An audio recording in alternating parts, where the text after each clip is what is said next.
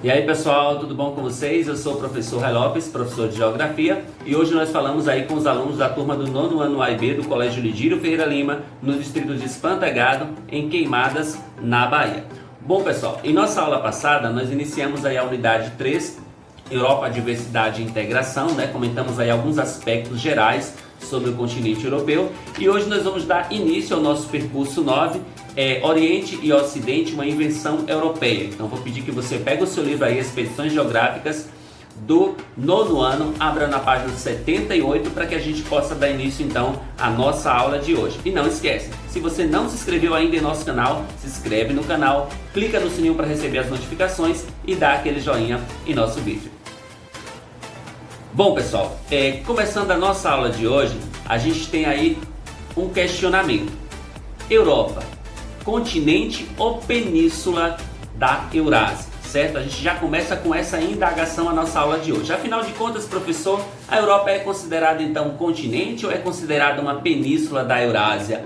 Bom, do ponto de vista físico, a Europa ela fica na porção oeste da grande massa continental da Eurásia, numa grande península. Ou seja, do ponto de vista físico, a Europa ela não é considerada um continente. Por quê, professor? Porque a Europa ela está ligada fisicamente ao território da Ásia, ou seja, Europa e Ásia juntas formam uma grande massa continental chamada de Eurásia, certo? Então a Europa seria apenas uma grande península do continente da Eurásia.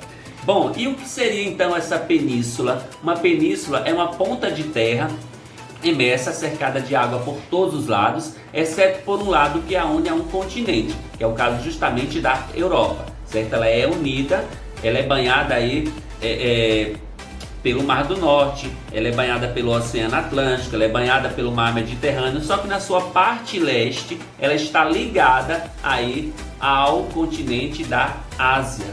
Então ela seria então essa grande península. Então a Europa ela é considerada um continente, conhecida como continente, porém tecnicamente ela deveria ser somente uma enorme península, então localizada aí a oeste da Eurásia, né? A maior concentração aí de terras imersas do mundo. Geograficamente, como nós já vimos, o continente europeu ele não se encontra separado por acidentes geográficos, como é o que acontece com a América e com a Oceania, por exemplo, né? Que tem o oceano aí como meio de separação de territórios. A Europa, pelo contrário, ela está ligada fisicamente ao continente da Ásia, certo? Nessa imagem que vocês têm aí na página 71, vocês têm aí o mapa físico da Eurásia, né, mostrando aí o relevo, na verdade, as altitudes aí do continente aí da Eurásia, certo? Onde a gente observa as áreas verdes que representam planícies, as mais escuras que representam aí as montanhas.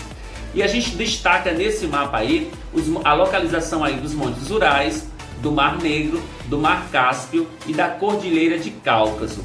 Bom, os Montes Urais, o Mar Negro, o Mar Cáspio e a Cordilheira de Cáucaso são considerados aí os limites naturais entre a Europa e a Ásia, ou seja, aquilo que separa o continente, o que nós chamamos de continente europeu, do que nós chamamos de continente asiático. Historicamente, esses limites aí representaram obstáculos físicos para a integração entre os povos do leste e oeste da Eurásia, ou seja, eles dificultavam a locomoção de pessoas de uma área para a outra, certo?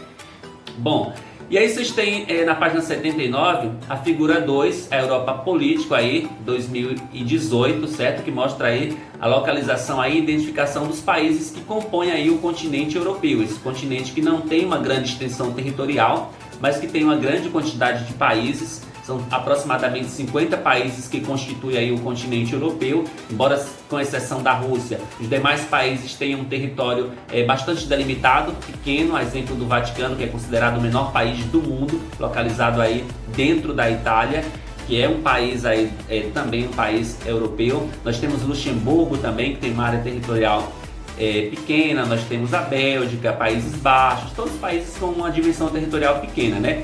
A maior parte dos países da Europa, eles caberiam praticamente todos dentro do território do Brasil, se a gente for analisar aí a dimensão territorial desses países.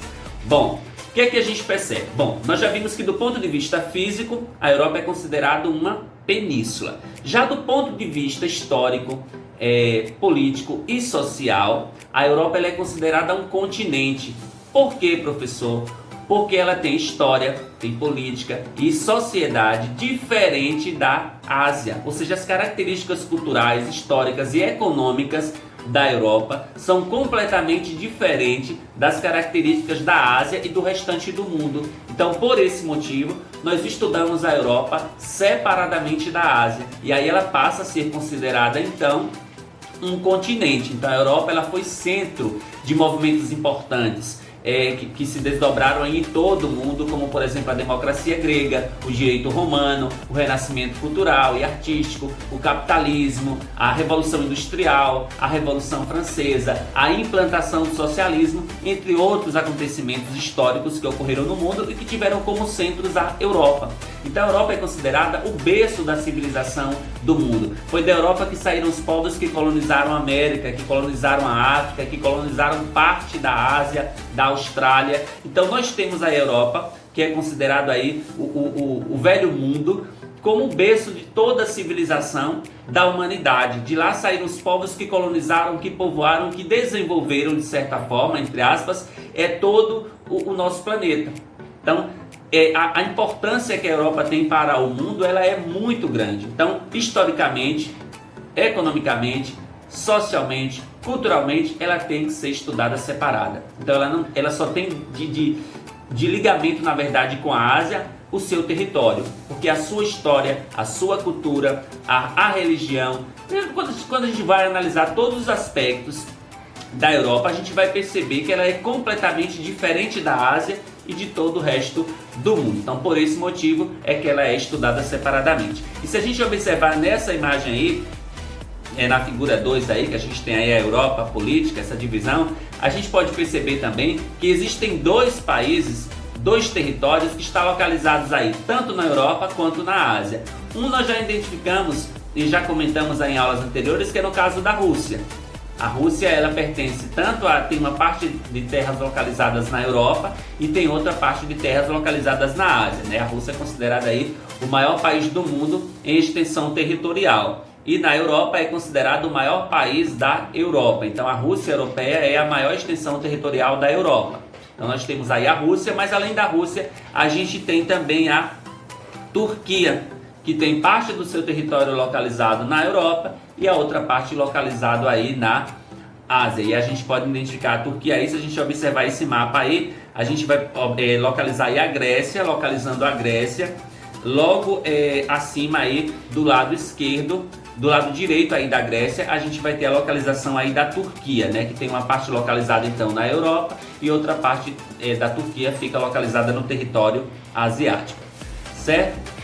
Bom, na Europa então ocorreu a formação também dos primeiros blocos econômicos, certo? Mas nela também houve conflitos internos ao longo de toda a história para a formação de estados nacionais, né? Além dela ter sido também campo aí de batalha das grandes guerras mundiais, da Primeira Guerra Mundial aí que ocorreu de 1914 a 1918 e da Segunda Grande Guerra Mundial no período aí de 1939 a 1945, que causaram a morte de milhões de pessoas, alteraram aí não apenas as fronteiras entre os seus estados, mas também resultaram aí na formação de novos estados dentro do continente europeu. Então, ao longo da história da Europa, ela vem sofrendo grandes alterações aí, provocadas aí por guerras, por conflitos, por acordos políticos, né? Por disputas por territórios, até mesmo por questões de cultura religiosa. A Europa ela vem sofrendo, na verdade, ao longo do seu processo de formação do continente, grandes alterações em todo o seu território, certo? Aí na figura 3, por exemplo, a gente tem aí na página 80, Europa, divisão política aí em 1914, durante aí a Primeira Guerra Mundial, onde a gente observa aí um mapa completamente diferente do mapa anterior, que nós vimos aí do mapa político de 2018.